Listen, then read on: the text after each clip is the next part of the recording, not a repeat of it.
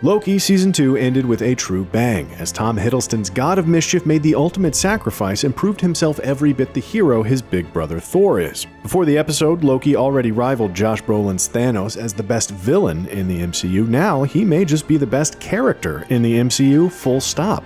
No other MCU character has come so far or been so fundamentally transformed over the course of so many movies and TV episodes. As the dust of that epic finale settles, let's take a look at how Loki Season 2 brought the character full circle and delivered a fitting end to Loki Laufeyson's story. And, while we're at it, is there still room for a Season 3? This is a lot for you.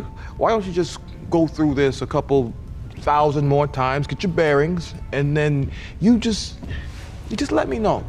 Loki Season 2 finale is truly all about bringing Loki full circle. It's right there in the name. Both the finale and the series premiere are titled Glorious Purpose. We even see Loki revisit the events of the series premiere when he travels back to his original meeting with Owen Wilson's Mobius. Thank you, Mobius. This episode is all about looking back to where Loki was before he finally becomes who he was meant to be. In the process, the finale illustrates just how far removed Loki is from the vain, self-serving god of mischief he was in the early days of the MCU. We're reminded of how badly he once coveted the throne of Asgard.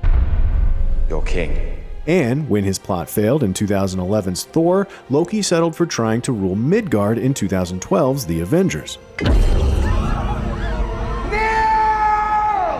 But here, Loki specifically says, "The last thing I want is a throne." Ironically, only after rejecting a throne is Loki finally allowed to claim his rightful place atop one. The episode features another callback to the first Thor movie when Loki bids his final farewell to Mobius and Sophia di Martino's Sylvie. He tells them, "For you. For all of us." Those words echo what Loki once said to Anthony Hopkins' Odin when he attempted to destroy Jotunheim. For you! For all of us! The first time Loki spoke those words, he was a son, spurned by two fathers, committing a deeply selfish and destructive act. The second time, Loki has become a truly selfless hero who's willing to lay everything on the line for those he's come to love.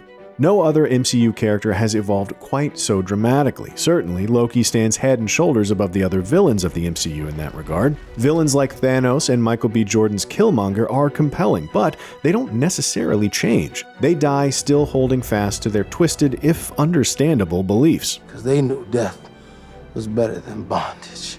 Even on the very opposite end of the moral spectrum, Chris Evans' Steve Rogers is a character who doesn't change much over the course of his MCU journey. From the very beginning, Steve is a fundamentally decent guy who wants to do good in the world and protect the weak from bullies. I don't want to kill anyone.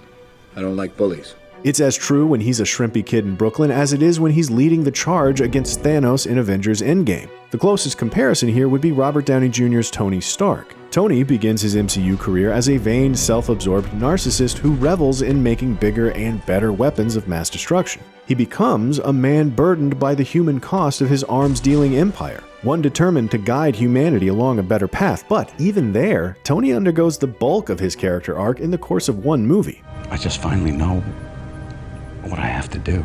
No MCU character can match the complexity and nuance Loki has shown throughout the Thor franchise, multiple Avengers movies, and now the Loki series. Who he was and what he wanted in the first Thor movie are completely at odds with what he's become by the end of Loki Season 2. He used to be a tyrant who craved a throne as badly as he craved his father's approval. Now, he's a time-traveling adventurer who embraces the love he feels for his friends and struggles with the weight of the multiverse on his shoulders. And all of that is before Loki even makes that final journey toward claiming his throne. Loki's Season 2 finale culminates in a powerful scene where Loki makes his final march toward the TVA's loom and risks his life to save the multiverse. Jonathan Majors as He Who Remains believed he laid the perfect trap. The loom was his failsafe. You were sticking it to the system, gonna beat the man, and then whoop, here he is. Either Loki saves He Who Remains and allows the single sacred timeline to continue existing, or he watches as infinite branching timelines eventually overwhelm the loom and all of existence is wiped out. Again. Loki vowed to find another way, and he made good on that promise before the finale ends. As Loki marches toward the loom, we see his TVA uniform stripped away, leaving only the humble, homespun fabric of an ordinary Asgardian. The only bit of clothing that denotes his divine, godly nature is the horned crown he wears. That crown is constructed from the same marble as He Who Remains' shattered palace. This is a Loki who is humbled, but still burdened by glorious purpose.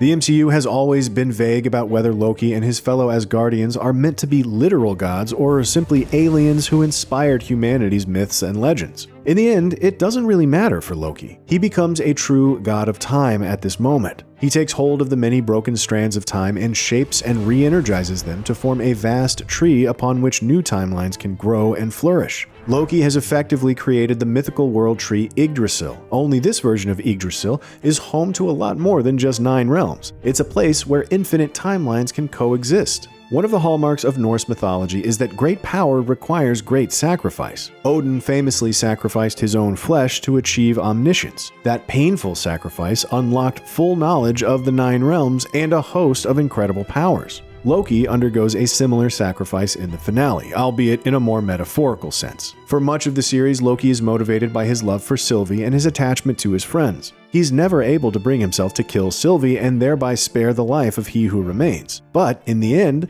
Loki sets aside these personal attachments. He casts his life away, damning himself to an eternity of solitude on the throne of time. Only by abandoning all attachments to the mortal world can he become the god of time and the savior of existence. His selfless sacrifice ensures Sylvie, Mobius, and countless others will be able to lead lives of their own. Loki grants free will to an entire multiverse of beings. Like his brother Thor, Loki has finally become worthy of the power he always craved.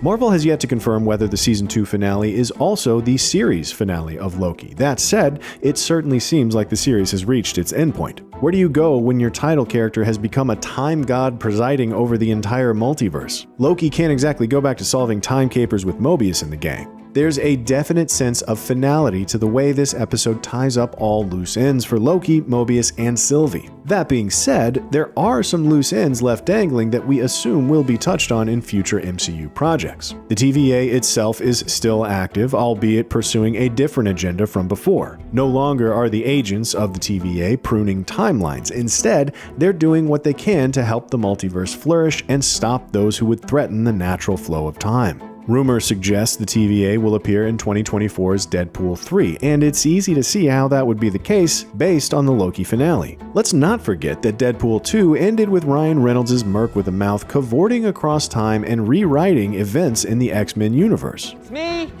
Don't scratch! The TVA may have a problem with the idea of Wade Wilson running amok in time. And let's not forget Gugu Mbatha-Raw's Ravonna Renslayer. Ravonna's story ends on a very ambiguous note as she wakes up in the void and is bathed in a strange purple glow. Is she about to be devoured by Ellice? Or has someone shown up to rescue her? We'd put our money on Ravonna being rescued by one of the many variants of Kang. Speaking of Kang, he's still very much a going concern as the MCU slowly marches toward Avengers: The Kang Dynasty. Loki may have saved the multiverse through his grand sacrifice, but he didn't do anything to stop the war He Who Remains promised is coming. See you soon.